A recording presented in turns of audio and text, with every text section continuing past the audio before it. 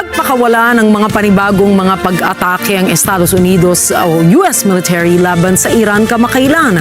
Binawi rin ito ang lisensya ng Tehran na makapagbenta ng langis. Rosel Feria para sa mga detalye. Muling naglunsad ng serye ng mga pag-atake ang Estados Unidos laban sa Iran.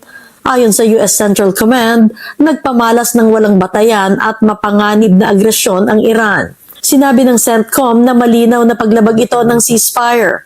Walang sibilyan ang naiulat na namatay, subalit may ilang katao ang nagtamo ng mga sugat mula sa shrapnel. Ang mga pag-atake ay isang araw matapos dumalo ang napakaraming tao sa paglilibing kay dating Supreme Leader Ayatollah Ali Khamenei sa Qom. Ayon sa isang US official, target ng mga pag-atake ang Iranian air defense systems, coastal surveillance systems, surface-to-air missiles, anti-ship cruise missiles at drone launch sites.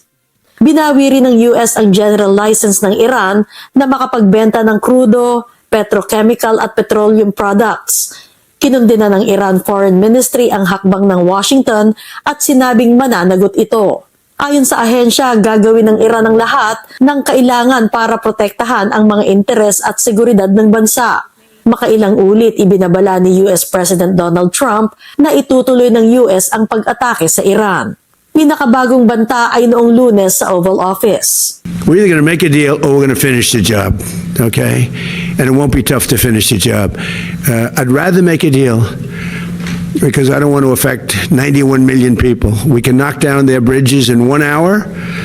We can knock out their energy supply. Layunin ng ceasefire na maglaan ng 60 araw para sa mga negosasyon ukol sa pangmatagalang kasunduan. Subalit natapos ang indirect talks sa Qatar noong 1 linggo na walang hudyat ng pagsulong.